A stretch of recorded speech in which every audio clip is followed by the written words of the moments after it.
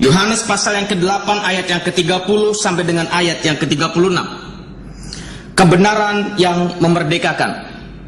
Yohanes pasal yang ke-8 ayat yang ke-30 sampai dengan ayat yang ke-36, demikianlah firman Tuhan. Setelah Yesus mengatakan semuanya itu, banyak orang percaya kepadanya. Maka katanya kepada orang-orang Yahudi yang percaya kepadanya, "Jikalau kamu tetap dalam firman-Ku, kamu benar-benar adalah murid-Ku, dan kamu akan mengetahui kebenaran, dan kebenaran itu akan memerdekakan kamu." Jawab mereka, "Kami adalah keturunan Abraham dan tidak pernah menjadi hamba siapapun. Bagaimana mungkin dapat berkata, kamu akan merdeka?" Kata Yesus kepada mereka, "Aku berkata kepadamu, sesungguhnya setiap orang yang berbuat dosa adalah hamba dosa. Dan hamba tidak tetap tinggal dalam rumah, tetapi anak tetap tinggal dalam rumah. Jadi apabila anak itu memerdekakan kamu, kamu pun benar-benar merdeka." Amin. Saudara yang kasih. Saudara yang kasih, di sini ada satu dialog antara orang-orang Yahudi dengan Tuhan Yesus. Dan Tuhan Yesus katakan, "Jikalau firman-Ku tinggal tetap dalam dirimu, maka engkau akan dimerdekakan." Dan kemudian orang Yahudi bertanya, "Tuhan, bagaimana mungkin aku dapat merdeka sedangkan aku sudah merdeka, sudah bebas? Karena aku tidak pernah menjadi hamba siapapun." Tapi Tuhan katakan, "Jikalau engkau berbuat dosa, itu artinya saudara sudah diperhamba oleh dosa."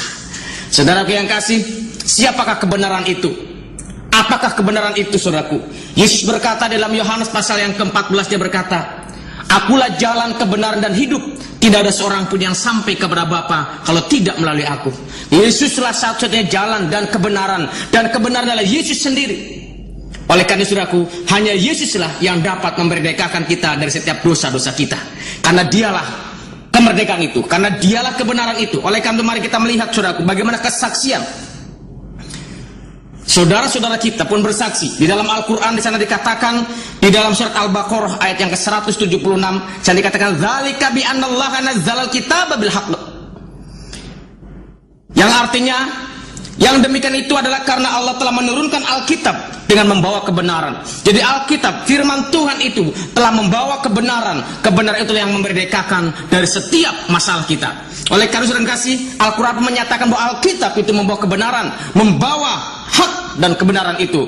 Dan kemudian ada ayat lain yang mengatakan, saudaraku, "Dzalika Isa bin Maryam qaulal haqqi alladzi fihi yamtarun." Sana dikatakan bahwa itulah Isa putra Maryam yang mengatakan perkataan yang benar. Dialah firman Allah yang tidak mungkin berkata salah. Dialah firman Allah yang tidak mungkin ucapannya itu mengandung kesalahan, karena dialah sendiri, jadi tidak mungkin dia berkata salah. Al-Quran pun mengatakan seperti itu. Yesus, Isa putra Maryam, dia berkata-kata dengan perkataan yang benar. Karena perkataan yang benar ini yang dapat memerdekakan setiap orang yang percaya kepadanya. Saudaraku yang kasih, dan ada juga orang-orang Yahudi pun mengatakan seperti ini, "Wa min qaumi Musa ummatan Yahuda bil haqqi wa bihi ya'tadilun." Dan di antara kaum Musa itu terdapat suatu umat yang memberi petunjuk kepada manusia dengan hak, dan dengan yang hak itulah mereka menjalankan keadilan.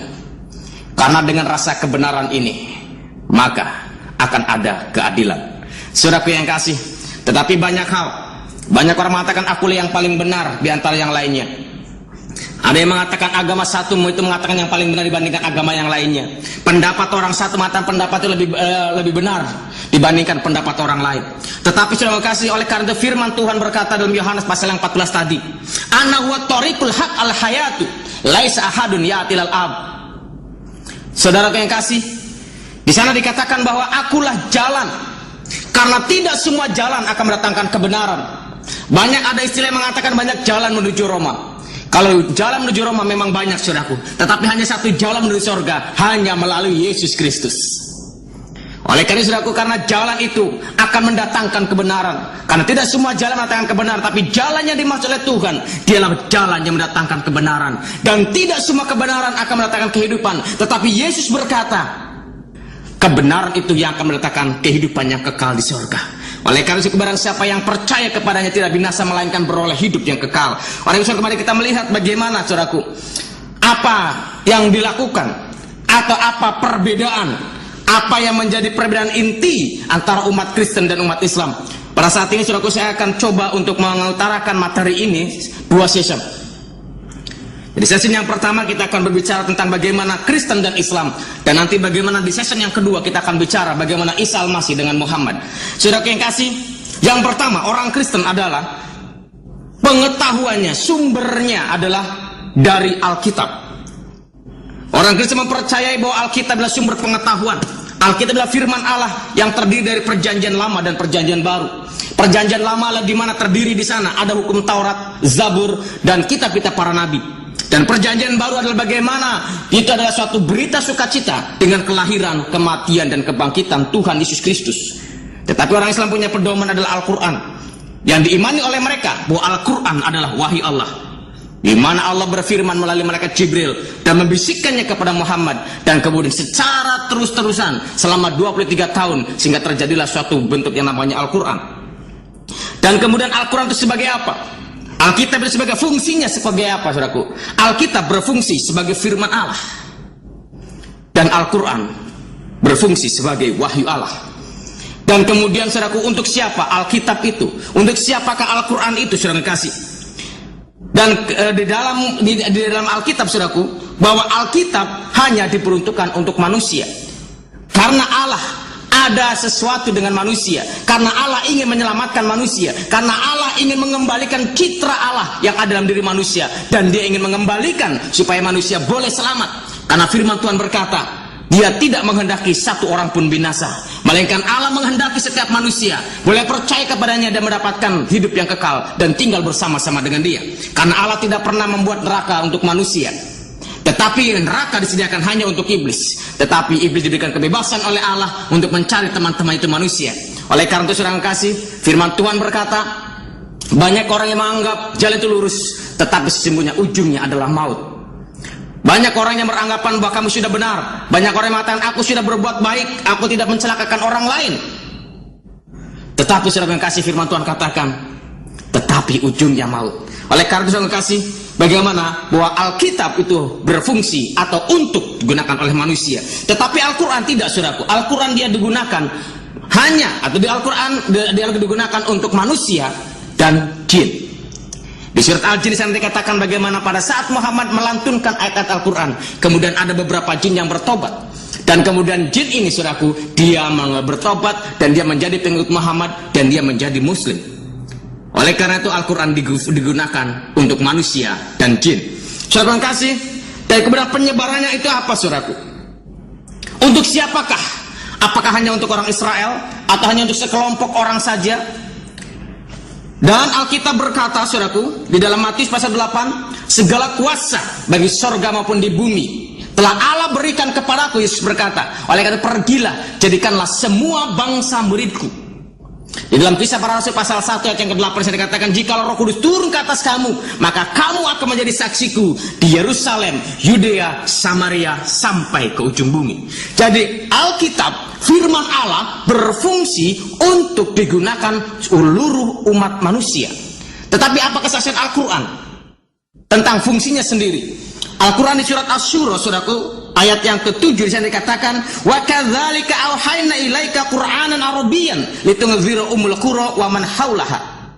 Di sana dikatakan, wa kadzalika auhayna, demikianlah kami wahyukan kepadamu Muhammad, ilaika kepadamu Qur'anan. Allah telah memberikan ilham, Allah telah memberikan mewahyukan kepada Muhammad Qur'anan, yaitu Quran Arabian dengan berbahasa Arab. Mengapa Al-Quran dengan berbahasa Arab? Di sana dikatakan karena untuk apa? Karena dari sana kali tungzira umul qura, karena ingin memperingatkan kepada umul qura, ingin memperingatkan penduduk kota Mekah, wa man haulaha, dan negeri-negeri dan kota-kota di sekitar Mekah itu yang berbahasa Arab. Jadi sebenarnya saudara kasih bahwa Al-Quran itu berfungsi atau diperuntukkan hanya untuk orang Mekah dan sekitarnya yang berbahasa Arab. Oleh karena itu Al-Quran mengeluarkan dan turun diwahyukan dalam bentuk bahasa Arab. Saudara yang kasih, itu yang terjadi. Dan kemudian jumlah ayatnya berapa? Kalau kita lihat di dalam Alkitab, kalau kita selidiki dalam Alkitab, jumlahnya saudaraku 30.442 ayat. Alkitab dari Perjanjian Lama sampai ke dalam Perjanjian Baru itu ada 30.442 ayat. Tetapi saudara kasih, Al-Quran hanya 1/5 saja. Al-Quran jumlah adalah 6.666 ayat, yaitu 6666. Itulah jumlah ayatnya. Kenapa? Karena Al-Quran mengimani bahwa Al-Quran adalah suatu ringkasan cerita, ringkasan yang terkandung dalam Taurat, Zabur, dan Injil. Oleh karena itu sarinya disari, katanya sarinya diambil dan menjadi beberapa ayat saja yang akhirnya berjumlah 6.666. Dan kemudian saudara kasih, karena kita lahir ke dunia ini sudah ada Alkitab dan sudah ada Al-Quran. Kalau misalkan saudara lahir dari orang Kristen, maka saudara otomatis akan menjadi orang Kristen.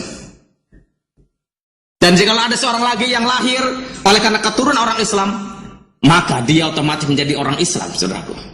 Tetapi pernahkah engkau berpikir, pernahkah engkau coba menganalisa, pernahkah engkau menguji kebenaran dari kedua kitab itu? Karena kedua kitab itu mengatakan, ini juga benar, ini juga benar, menawarkan surga, ini juga menawarkan surga, saudaraku. Pernahkah engkau menguji kebenaran itu? Alkitab atau Tuhan mempersilahkan orang-orang, mempersilahkan manusia untuk menguji kebenaran firman Tuhan yang diambil dari Maleakhi pasal 3 ayat yang ke-10. Bawalah seluruh persembahan persepuluhan itu ke dalam rumah perbendaharaan, supaya ada persediaan makanan di rumahku, dan ujilah aku, firman Tuhan semesta alam, apakah aku tidak akan membukakan bagimu tingkap-tingkap langit dan mencurahkan berkat kepadamu sampai berkelimpahan. Firman Tuhan katakan suruh menguji. Ujilah firman Tuhan, ujilah kebenaran firman Tuhan, ujilah setiap janji-janji Tuhan. Jadi itu akan digenapi atau tidak. Kalau Allah berjanji, dia tidak pernah lupa dengan janjinya. Tetapi Allah mengikat dirinya dengan janjinya itu, dan dia tidak pernah lupa dengan janjinya. Oleh karena itu, ujilah firman Tuhan, uji. Dan kemudian Mazmur pasal yang ke-100, Mazmur 119 ayat yang ke-140. Mazmur 119 ayat yang ke-190. Demikianlah firman Tuhan. 140. Demikianlah firman Tuhan, janjimu sangat teruji dan hambamu mencintainya. Janji Tuhan sangat teruji, firman Tuhan sangat teruji, karena Tuhan tidak pernah lupa dengan janjinya, karena Tuhan tidak pernah lupa dengan apa yang pernah dia ucapkan kepada manusia. Oleh karena itu, ujilah firman Tuhan. Alkitab ini suruh diuji, firman Tuhan diuji. Bahkan firman Tuhan katakan, ujilah setiap roh, setiap pengajaran yang masuk, apakah itu berasal dari Tuhan atau tidak. Saudara yang kasih, bagaimana kesaksian Al-Quran tentang dirinya? Di dalam Al-Quran berkata, kalau engkau ragu-ragu terhadap Al-Quran, maka kau akan seret dan kau akan masukkan ke neraka. Begitu menakutkan, saudaraku, begitu menyeramkan. Karena kita tidak boleh menguji dan mengecek Al-Quran, karena mereka harus percaya 100% bahwa Al-Quran adalah wahyu Allah. Tetapi Alkitab katakan, ujilah aku. Uji. Saudara mau menguji, baca Alkitab. Kalau saudara akan baca Alkitab, maka saudara akan banyak menerima, melihat, membaca ada banyak janji-janji Allah, dan janji-janji Allah itu disediakan untuk saudara. Bagaimana kita bisa menurut janji Allah, saudara, kalau kita nggak bisa baca Alkitab? Oleh karena mari kita baca Alkitab sama-sama. Setiap hari kita baca Alkitab, merenungkan firman Tuhan siang dan malam, supaya kita menerima janji-janji Allah dan merasakan janji Allah itu. Saudara yang kasih, kemudian yang berikutnya, utusannya. Jadi kalau orang Kristen, utusannya itu bernama Isa Al-Masih. Dan kalau orang Islam, utusannya bernama Muhammad. Dan saudara, bagaimana utusan ini? Kalau dia mengaku sebagai utusan, tentunya ada tanda-tanda yang menyertai dia sebagai utusan Allah. Allah tidak pernah mengutus seseorang manusia pun kalau tidak disertai dengan tanda-tanda yang Allah siapkan bagi dia. Tanda-tandanya adalah dinubuatkan, bernubuat, dan bermukjizat. Inilah tanda-tanda utusan Allah, bahwa dia harus dinubuatkan. Sebelum lahir dia itu dinubuatkan bahwa dia nantinya akan lahir. Dan kemudian setelah dia dinubuatkan, dia pun bernubuat. Apa yang akan terjadi besok? Apa yang terjadi akan di masa depan? Dia akan menubuatkan sesuatu, dan nubuat itu harus terjadi kalau dia sungguh-sungguh menjadi utusan Allah. Dan di samping itu ada mukjizat yang menyertainya.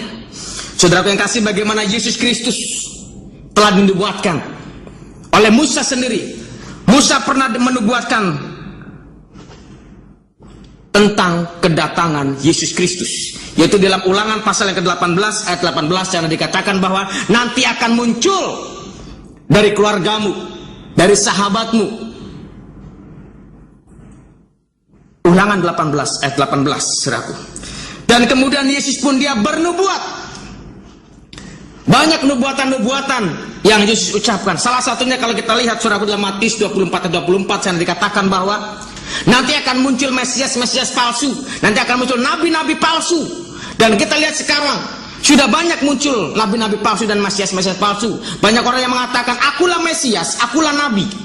Tetapi kita masih diuji, karena firman Tuhan katakan nanti akan muncul nabi-nabi palsu, Mesias-Mesias yang palsu. Dan kemudian saudaraku, bermujizat. Kita sudah tahu bagaimana Alkitab mencatat ratusan kali Yesus bermujizat. Dia dapat mencelikkan orang yang buta, dia dapat membangkitkan orang yang lumpuh, dia dapat membuka mulut orang yang bisu, dia dapat membangkitkan orang yang mati. Dan Al-Quran pun menyatakan seperti itu. Al-Quran di surat 5 Al-Maidah ayat 110 juga mengatakan bagaimana Yesus bermujizat.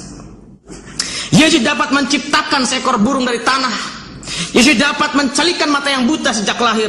Yesus dapat menyembuhkan orang yang berpenyakit sopak, orang yang berpenyakit kusta. Dan yang lebih hebat lagi, Yesus dapat membangkitkan orang yang mati. Itu dicatat dalam surat Ali Imran ayat yang kelima, surat yang kelima, yaitu 110. Saudaraku yang kasih, apa kesaksian Al-Quran tentang nabinya? Apakah Nabi Muhammad dinubuatkan? Apakah dia bernubuat? Apakah dia bermujizat? Saudaraku, mari kita lihat kesaksian dia sendiri, saudaraku. Kesaksian Al-Quran di sana dikatakan bahwa di dalam Alkitab, baik perjanjian lama maupun perjanjian baru, tidak pernah menubuatkan setelah Yesus akan lahir nabi baru. Karena Yesus katakan, akulah Alfa dan Omega, yang awal dan yang akhir. Artinya setelah Yesus Kristus, setelah firman Allah itu turun sendiri, tidak ada lagi. Karena Allah sudah turun sendiri. Karena Allah dengan kuasanya, dia turun dengan sendirinya. Dia turun sendiri sehingga tidak perlu lagi ada nabi-nabi lain untuk turunnya kedua kali. Saudara kasih, dan kemudian apakah dia bernubuat? Di dalam Al-Quran memang ada nubuatan-nubuatannya, tetapi nubuatannya kita mesti harus lihat. Dan yang paling penting, apakah dia bermujizat, saudaraku? Apakah dia bermujizat? Mari kita lihat, saudaraku, apa kata Al-Quran. Surat yang ke-6 ayat yang ke-37. Surat yang ke-6 ayat yang ke-100, ayat yang ke-37. Surat ke-6 ayat yang ke-37. Demikianlah kesaksian Al-Quran tentang mujizat itu. Di sana dikatakan bahwa dan mereka orang-orang musyrik Mekah berkata, mengapa tidak diturunkan kepadanya Muhammad suatu mujizat dari Tuhannya? Katakanlah sesungguhnya Allah kuasa menurunkan suatu mujizat, tetapi kebanyakan mereka tidak mengetahuinya. Jadi kata sebenarnya mujizat sudah ada, tetapi orang itu nggak tahu kalau ada mujizat dari Muhammad. Saudara, yang kasih namanya mujizat itu harus didemonstrasikan keluar. Yang namanya mujizat itu harus disaksikan oleh orang. Itulah mujizat, saudaraku. Tetapi kalau Al-Quran katakan bahwa sesungguhnya Allah itu mereka mujizat, tapi banyak orang yang tidak tahu. Tapi kita lihat coba ayat yang lain, saudaraku, tentang mujizat ini. Surat yang ke-10, yaitu surat Yunus.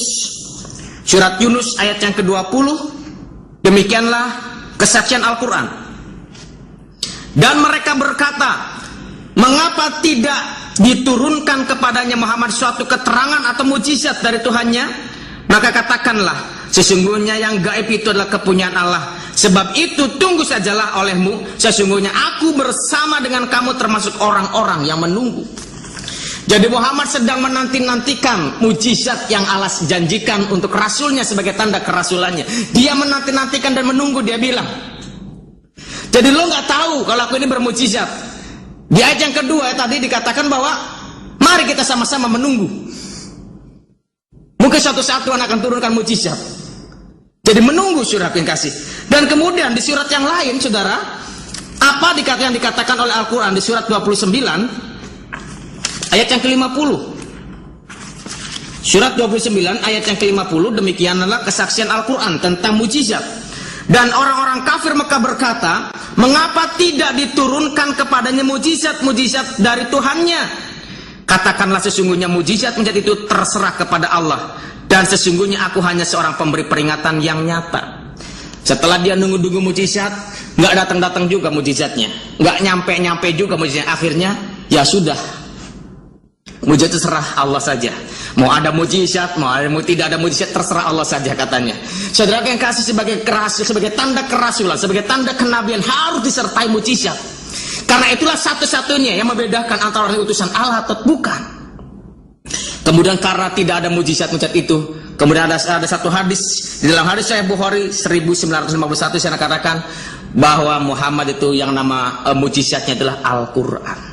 Jadi tidak ada yang supranatural, tetapi katanya mujizatnya Al-Quran. Mengapa kok dikatakan menjelaskan? Karena Al-Quran adalah Muhammad, dia orang yang umi, orang yang tidak bisa baca tulis, tapi dia bisa mengeluarkan Al-Quran. Jadi itulah mujizatnya katanya, saudaraku. Jadi tadinya dia bilang, kamu ini nggak tahu sebenarnya kalau aku ini bermujizat. Yang kedua, dia tunggu-tunggu bersama dengan umatnya menunggu mujizat, ternyata nggak nyampe-nyampe juga. Pada akhirnya dia katakan, udah terserah Tuhan deh, karena mujizat itu milik Tuhan. Apakah seperti ini, saudara yang kasih? Dan kita lihat di dalam Yohanes pasal yang keempat, saudaraku. Yohanes pasal yang keempat ayat yang ke-22, di sana dikatakan bahwa keselamatan itu bukan datang dari bangsa-bangsa yang lain, tapi keselamatan itu datang dari bangsa Yahudi. Oleh karena itu, saudara yang kasih, perhatikan baik-baik.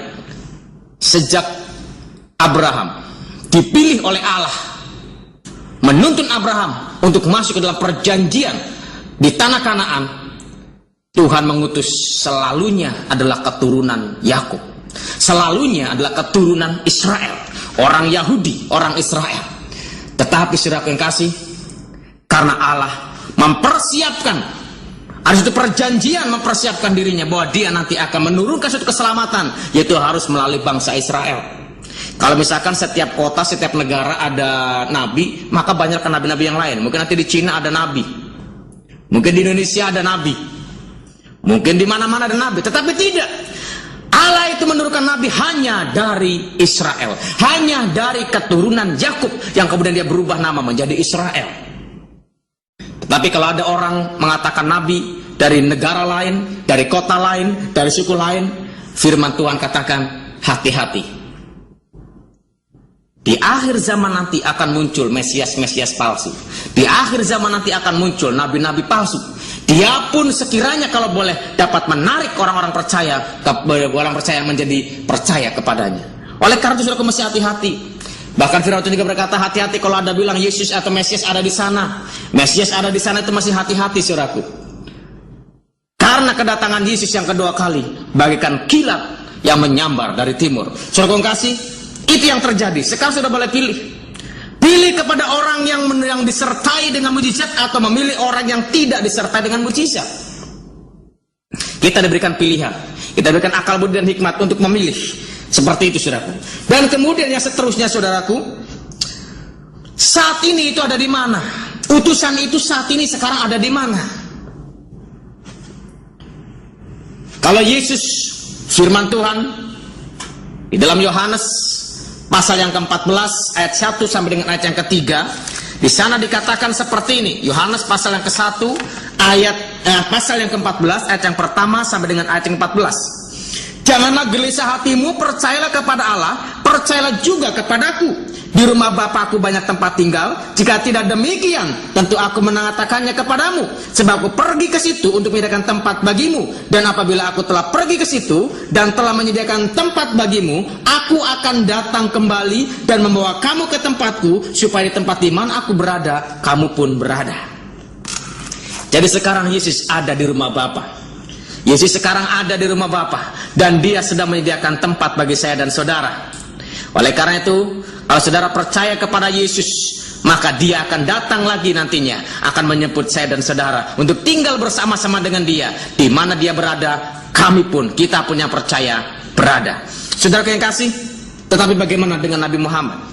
Muhammad sekarang ada di alam barzah. Dia mati dan dia dikuburkan di Madinah. Dan sampai saat ini umatnya, setiap tahun mereka berbondong-bondong pergi ke sana hanya untuk pergi, untuk berziarah ke makam Nabi Muhammad. Saudara yang kasih, dan kemudian seterusnya bagaimana? Dan siapakah yang menggerakkan, siapakah yang memimpin Yesus dan Muhammad itu? Di dalam Alkitab sangat jelas sekali bahwa Yesus katakan dalam Yohanes pasal yang 14 ayat yang ke-10, tidak percayakah engkau bahwa Bapa di dalam aku dan aku di dalam Bapa? Apa yang aku lakukan bukan berasal dari diriku sendiri, tapi Bapakku yang melakukan pekerjaannya. Jadi Yesus dipimpin oleh Roh Allah. Bahkan Al-Quran bersaksi di dalam surat yang keempat ayat 171 bahwa Yesus dikuatkan dengan Roh Kudus. Isa Al-Masih dikuatkan dengan Roh Kudus. Di dalam Yesus ada Roh Kudus, sehingga yang menggerakkan, sehingga yang memimpin dia, sehingga yang mengarahkan dia adalah Roh Kudus, yaitu Roh Bapa, yaitu Roh Allah sendiri. Tetapi saudara yang kasih, kalau Muhammad dia digerakkan oleh roh dunia, dan kemudian kita lihat bagaimana Allahnya. Yesus mengajarkan kepada kita bahwa Allah yang kita sembah adalah roh. Wujud Allah yang Yesus ajarkan kepada kita adalah roh. Firman Tuhan berkata dalam Yohanes pasal yang keempat ayat 24 sana dikatakan, Allah itu roh, barang siapa menyembah dia harus menyembahnya dalam roh dan kebenaran. Oleh karena itu apabila kita menyembah dia dengan roh kita, karena roh kita yang kekal ini boleh bercakap, boleh berkomunikasi dengan roh Allah yang kekal juga. Oleh karena tidak perlu lagi, tidak penting lagi kita harus menghadap kemana. Tidak penting lagi, tidak harus lagi dengan waktu yang ditentukan seperti itu saudaraku. Tetapi kalau kita di saat dimanapun juga, kapanpun kita boleh bersekutu dengan Allah, karena sama-sama. Karena Allah roh adanya. Di mana-mana ada Allah, karena Allah maha hadir, karena dialah roh saudaraku. Tetapi bagaimana dengan Al-Quran yang bersaksi? Di dalam Al-Quran, di dalam mukadimahnya, dalam keterangan di surat yang pertama dikatakan bahwa Allah itu adalah nama Zat yang Maha Suci. Jadi beda memang saudaraku. Kalau Yesus mengajarkan kepada kita bahwa Allah kita adalah roh, tetapi kalau Muhammad mengajarkan bahwa Allah mereka adalah Zat yang Maha Suci. Saya tidak akan jelaskan lebih lanjut tentang hal ini saudaraku. Dan kemudian saat ini Allahnya ada di mana? Allah yang diajarkan oleh Yesus itu ada di mana? Allah yang diajarkan oleh Muhammad itu ada di mana? Saudara perhatikan baik-baik bahwa Allahnya yang diajarkan oleh Yesus adalah Allah yang ada di sorga. Yesus mengajarkan kepada kita dalam Matius pasal yang ke-6. Dia mengajarkan bagaimana berdoa yang benar. Dia mengajarkan doa yang benar. Yang pertama dia katakan, Bapa kami yang di sorga. Yaitu Bapa kita, Allah kita ada di sorga. Tetapi Muhammad di dalam Al-Quran surat yang ke-106 ayat yang ketiga saudaraku, di sana dikatakan falyabudu rabb hadzal bait. Falyabudu rabb hadzal bait, saya dikatakan sembahlah saudaraku, falyabudu maka menyembahlah engkau fi hadzal bait, di dalam bait ini. Yaitu adalah artinya Mekah saudaraku. Mekah ya ada Ka'bah. Jadi artinya kalau kita menyembahnya harus di bait itu, di Ka'bah itu. Oleh karena itu sampai saat ini umat Islam saudaraku, mereka kalau beribadah kiblatnya itu ke sana. Karena fal ya'budu rabb hadzal bait. Karena sembahlah Tuhanmu itu di bait ini. Oleh karena itu kalau sholat mereka harus menghadap ke kiblat. Dari lahir coba diarahkan ke kiblat. Kemudian telinga kanannya dibisikin azan, telinga kirinya dibisikin qomat. Dan kemudian sampai mati pun mereka harus menghadap ke kiblat karena Allahnya ada di kiblat. Saudara yang kasih, ini yang ada, ini yang terjadi. Dan kemudian bagaimana terhadap setan? Kalau Allah tidak pernah kompromi dengan dosa. Allah tidak berkompromi dengan sumber dosa. Allah mengasihi orang berdosa, tetapi dia tidak pernah kompromi dengan dosa.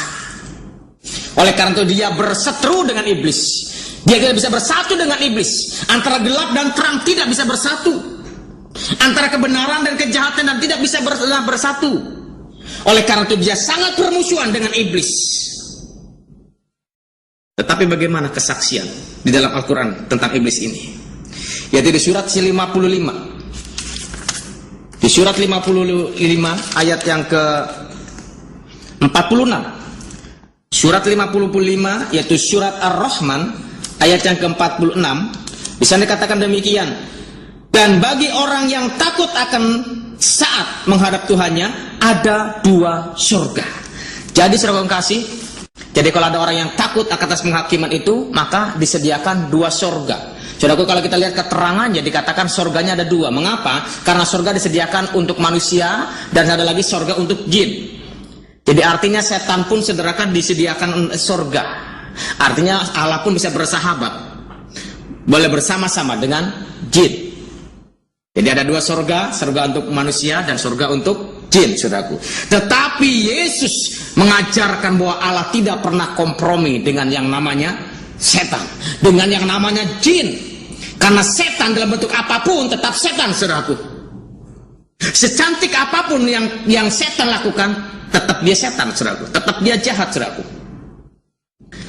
Yang lebih heran, saudaraku, sekarang muncul setan-setan itu nggak digambarkan seperti yang sangat menakutkan. Tapi sekarang setan-setan itu setannya cantik-cantik. Yang digambarkan dalam sinetron itu adalah si manis jembatan Ancol. Setan muncul dengan setan yang cantik-cantik, saudaraku. Hati-hati, firman Tuhan katakan apa, saudaraku? Bahwa iblis adalah si raja dusta. Dia tidak punya kuasa apa-apa karena kuasa adalah dihancurkan oleh Tuhan Yesus Kristus. Yang dia lakukan hanya menipu, membohongi manusia supaya dia jauh daripada Tuhan. Yang seterusnya, saudara kasih, yang paling penting saudara, bagaimana kita harus jelas, kita harus memilih, karena kita akan ada tujuan akhirnya, finalnya itu yang paling penting, saudaraku. Bukan sikap sekarang, bukan sikap pertengahan, tapi ujungnya yang paling penting. Apa tujuan kita mengikuti ajaran Yesus? Apa tujuan kita mengikuti ajaran Yesus Kristus sebagai firman Tuhan? Apa, saudaraku? Karena Tuhan berkata seperti ini di dalam 1 Petrus pasal yang pertama ayat yang ke-9. 1 Petrus pasal yang pertama ayat yang ke-9. Demikianlah firman Tuhan, 1 Petrus pasal yang pertama ayat yang ke-9. Karena kamu telah mencapai tujuan imanmu, yaitu keselamatan jiwamu. Jadi kalau kita mengikuti ajaran Yesus, saudaraku, karena ingin mencapai, bahkan Tuhan katakan sudah mencapai tujuan imanmu, yaitu keselamatan jiwamu. Jadi kita inginkan selama seperti doa seperti ini, Rabbana atina fid dunya hasanah wa fil akhirati hasanah. Di dunianya juga hasanah, di akhiratnya pun hasanah. Di dunia pun selamat, akhirat pun selamat, saudaraku. Jelas tujuan akhirnya itu keselamatan jiwa. Jadi percuma saja kita capek-capek mengikuti ajaran seseorang tetapi akhirnya, saudaraku, bukan masuk surga tapi malah masuk neraka. Ini kan sayang sekali, saudaraku. Oleh karena itu sangat jelas ketujuan untuk mengikuti Yesus. Sangat jelas kita beriman kepada Yesus, yaitu karena tujuan iman kita adalah keselamatan jiwa kita. Tetapi di dalam Al-Quran tidak ada tertulis tujuan imannya seperti apa. Dan kemudian keselamatannya, saudaraku. Keselamatan, kalau kita bersama dengan Yesus, keselamatan itu pasti selamat. Firman Tuhan berkata, Markus 16 ayat 16 yang dikatakan, barang siapa yang percaya dan dibaptis, maka akan mendapatkan keselamatan itu. Barang siapa yang menerima anak, dia akan diberikan kuasa untuk menjadi anak-anak Allah. Karena engkau adalah anak Allah, maka kau berhak untuk mewarisi semua kerajaan Allah. Semua yang dimiliki Allah diwariskan kepadamu. Huwallazi khalaqalakum ma fil ardi jami'a. Surat Al-Baqarah 29 dikatakan, Tuhan menciptakan semuanya ini hanya untuk manusia, bukan untuk jin. Untuk manusia. Huwallazi khalaqalakum ma fil ardi jami'a, untuk semua. Jadi Allah menciptakan semua ini, menciptakan alam, laut, dunia ini, saudaraku, hanya untuk manusia sebenarnya. Tetapi yang disediakan ini dirusak oleh setan. Oleh karena itu, keselamatannya pasti. Mengapa kok bisa pasti? Karena hanya Yesus satu-satunya pribadi yang berasal dari sorga. Karena Yesus satu-satunya pribadi yang memang firman Allah yang menjadi manusia. Satu-satunya pribadi yang sungguh-sungguh Allah sendiri yang turun ke dunia ini. Sehingga kalau kita ke sorga, itulah hak dia, karena dialah pemilik sorga itu. Tetapi kalau mereka, saudaraku, saudara mungkin boleh cek, boleh tanya. Maka saudara kalau misalkan kebetulan bertemu, berjumpa dengan seorang ulama, saudara boleh bertanya, Pak Kiai, kalau saudara meninggal, kalau Pak Kiai meninggal itu nanti kemana? Surga atau neraka? Dia dengan baik, dia merendahkan hatinya, dia berkata seperti ini, ya insya Allah masuk surga. Kalau amal baiknya diterima si Allah, ya masuk surga. Kalau tidak, ya neraka, saudaraku. Dan kemudian seterusnya, saudaraku, bagaimana pada saat waktu mati? Orang Kristen itu, saudaraku, kalau mati, sudah perhatikan baik-baik. Dulu, saudaraku, sebelum saya bertobat, saudaraku, saya paling takut melihat orang mati. Takut sekali kalau mendengar ada orang mati gitu, takut, nggak mau lihat, saudaraku. Mengapa? Karena begitu mengenaskan, saudaraku. Dia dibungkus saja gitu kayak lemper, saudaraku. Sangat mengenaskan sekali, saudaraku. Dan kemudian, saudaraku, kita lihat bagaimana kalau orang Kristen meninggal. Pada saat saya bertobat, saya diajak sama seorang hamba Tuhan untuk melawat orang yang meninggal. Dan kemudian saya takut-takut ke sana, saudaraku. Saya takut. Tapi pada saat itu saya boleh duduk bersama-sama dengan mereka, dan saya tidak tahu keluarga dan Pak Pendeta ini pergi keluar, ditinggal saya sendirian di ruang mayat itu, saudaraku. Pada saat saya melihat itu, saudaraku, saya udah merinding ya, takut begitu, saudaraku. Tetapi saya mulai coba melihat, saya mulai tengok, saudaraku, karena masih di peti, belum ditutup petinya. Dan saya melihat orang meninggal itu, waduh, kok tidak mengenaskan, saudaraku. Bahkan kadang-kadang saya heran. Kalau orang Kristen meninggal, saudaraku, dia pakai dasi, pakai jas, pakai sepatu, kadang-kadang pakai kacamata juga dipakai, saudaraku. Pakai cincin juga, saudaraku. Dan dia menghadapnya bukan ke kiblat, bukan ke timur, ke barat, utara, selatan, tidak, saudaraku. Tapi menghadapnya ke atas. Karena kita mengimani bahwa Allah itu ada di atas, digambarkan surga itu ada di atas, saudaraku. Oleh karena itu pasti orang ini akan sampai ke surga. Makanya dia menghadapnya ke atas terus, nanti ketemu dengan Tuhan dan sampai ke surga. Jadi gak nabrak kiri, gak nabrak kanan, saudaraku. Gak nabrak utara, gak nabrak selatan, gak nabrak timur, gak nabrak ke atas dan berjumpa dengan. Yang lebih aneh kalau orang perempuan yang meninggal, saudaraku. Kalau anak Tuhan yang perempuan meninggal itu lebih hebat lagi. Mengapa dikasih bedak, di make up, saudaraku? Sebelumnya dikuburkan dia di make up, dikasih lipstick begitu, kok begitu cantik dan tidak mengenaskan, saudaraku. Dan mulai saat itu saya tidak lagi takut untuk melihat orang mati. Kenapa? Karena orang percaya kepada Yesus, keselamatan itu pasti. Dan firman Tuhan katakan di Yohanes pasal yang ke-14 ayat yang pertama sampai dengan yang ketiga, aku sedang menyediakan tempat bagimu. Apabila tempat sudah ada, maka akan kembali kepadamu, dan aku akan membawa engkau supaya di mana aku berada, engkau pun berada. Jadi kalau orang Kristen meninggal itu dijemput sama Tuhan Yesus sampai diantar langsung ke surga, karena dialah jalan, kebenaran, dan hidup itu. Tetapi kalau mereka, saudaraku, mereka tinggal di alam barzah. Dan kemudian, saudaraku, waktu penghakiman bagaimana? Karena Alkitab maupun Al-Quran mengatakan bahwa Alkitab maupun ajaran Muhammad mengatakan bahwa yang menghakimi umat manusia adalah Yesus Kristus. Maka dia pasti lolos karena dia percaya kepada Yesus. Karena dia percaya kepada sang hakim itu. Tetapi, saudaraku, kalau mereka itu binasa, masuk neraka. Dan tindakannya seperti apa? Tindakan orang Kristen itu harus mencerminkan tindakan kasih yang Tuhan sudah nyatakan. Saudara-saudara yang kasih, karena begitu besar kasih Allah akan dunia ini sehingga dia mengaruniakan anak yang tunggal. Kalau Allah telah mengasihi saya dan saudara, maka perintah Tuhan, hendaklah engkau pun saling mengasihi. Kalau engkau sungguh-sungguh mengasihi Allah, kalau engkau mengatakan bahwa engkau mengasihi Allah, maka engkau harus saling mengasihi. Karena firman Tuhan dikatakan, bagaimana engkau bisa mengasihi Allah yang tidak kelihatan, sedangkan saudaramu sendiri yang kelihatan engkau tidak bisa mengasihinya. Itu omong kosong, saudaraku. Saudaraku, tindakannya adalah tindakan kasih. Tetapi dalam Al-Quran surat yang ke-4 91 dikatakan, kalau ada orang yang tidak mau berdamai dengan engkau, maka dimanapun juga, pada saat apapun juga harus membunuh dia. Saudaraku, inilah ajaran sangat berbeda. Tapi firman Tuhan Yesus mengajarkan pada kita, kasihilah musuhmu. Balaslah kejahatan dengan kebaikan. Jangan membalas kejahatan dengan kejahatan, tapi balaslah kejahatan dengan kebaikan. Karena Allah itu kasih adanya. Lalu sikap kita, tingkah laku kita harus mencerminkan kasih Allah. Supaya sungguh-sungguh kita yang telah merasakan kasih Allah itu akan memancarkan kasih Allah, sehingga orang lain pun boleh merasakan ada kasih Allah dalam kehidupan kita. Dan kemudian bagaimana kehidupan kesehariannya, saudaraku? Di dalam kitab Roma pasal yang ke-8 ayat 14 yang dikatakan, semua orang yang dipimpin roh Allah adalah anak-anak Allah. Jadi kalau anak-anak Allah, orang-orang yang percaya kepada Yesus, yang telah diberikan kuasa menjadi anak-anak Allah, akan dipimpin oleh roh Allah.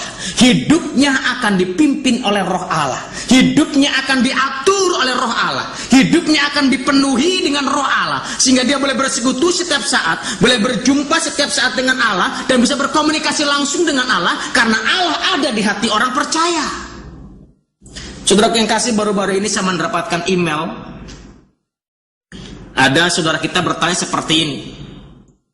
Dia katakan, Pak, orang Kristen kok aneh ya Pak? Kok berani-beraninya mengatakan dirinya itu anak Allah? Kok Kok berani-beraninya mengatakan dirinya itu anak Allah, sedangkan berjumpa dengan Allah itu masih seminggu 1 kali. Bagaimana bisa kita mengaku dirinya anak Allah, kok berjumpanya hanya 1 kali dalam 1 minggu? Lihat nih kami, katanya orang-orang Islam, 1 hari 5 kali berjumpa dengan Tuhan, tapi nggak berani itu mengatakan dirinya anak Allah. Saudara yang kasih, ada kesalahpahaman. Kalau kita mengangkat dirinya menjadi anak Allah itu nggak mungkin, saudaraku. Karena kita adalah manusia yang penuh dengan dosa. Tetapi kalau Allah sendiri yang mengangkat kita menjadi anaknya, seperti tertulis dalam Yohanes yang pertama ayat 12 yang dikatakan, barang siapa yang menerimanya diberi kuasa menjadi anak-anak Allah. Dan Roma pasal 8 tadi ayat 14 yang akan semua orang yang dipimpin Roh Allah adalah anak-anak Allah. Jadi bukan kita yang mengangkat dirinya menjadi anak Allah, tetapi Allah sendiri yang mengangkat kita menjadi anaknya. Jadi kalau Allah sendiri mengangkat, ya nggak ada yang mustahil bagi dia. Dan tadi kalau kita ada Roh Allah dalam hati kita, setiap saat kita boleh berjumpa dengan Allah, setiap saat kita boleh berkomunikasi dengan Allah, karena Allah ada di dalam hati kita. Tetapi saudara kasih, kalau itu hari Minggu, itulah persekutuan. Bagaimana umat Allah seluruh dunia itu bersekutu, bersatu, berkumpul bersama-sama untuk mendengarkan firman Tuhan bersama-sama, untuk beribadah bersama-sama, dan memuji Tuhan bersama-sama. Jadi kalau kita boleh berjumpa dengan Tuhan, ya nggak ada waktunya, setiap saat, kapanpun kita bisa. Dan bahkan harus menjadi tingkah laku kehidupan bagi orang-orang percaya. Dan kemudian saudaraku, kalau mereka yang berkemauan sendiri, karena tidak ada yang ngatur, saudaraku kasih. Oleh karena itu, saudaraku kasih, pada saat ini, kalau saudara rindu menjadi anak-anak Allah, Firman Tuhan katakan, bukan engkau yang memilih aku, tapi aku yang memilih engkau. Oleh karena itu, saudaraku, bagaimana caranya supaya kita mendapatkan roh itu dalam hati kita? Firman Tuhan katakan, Wahyu pasal 3:20 yang dikatakan, lihat aku berdiri dan mengetuk. Barang siapa yang bukan pintu bagiku, maka aku akan masuk. Aku akan tinggal bersama-sama dengan engkau, dan aku akan makan bersama-sama dengan engkau. Maukah engkau menjadi anak-anak Allah? Maukah menyediakan hatimu untuk Yesus Kristus? Lihat, dia sedang mengetuk pintu. Bukalah pintu hati saudara, dan ikuti doa saya. Bapa di sorga, kami mengucap syukur atas pemberitaan kebenaran ini Tuhan. Karena kami tahu kebenaran ini adalah kebenaran yang merdekakan. Dan kami tahu ya Bapa, bahwa kami adalah orang yang berdosa. Oleh karena Tuhan, ampuni saya, kuduskan saya, sucikan saya. Dan kami mengundang Kau Yesus untuk masuk dalam kehidupan saya, yang mengatur kehidupan saya, menjadi raja dalam kehidupan saya, dan menjadi Tuhan dalam kehidupan saya. Dalam nama Yesus kami berdoa. Amin.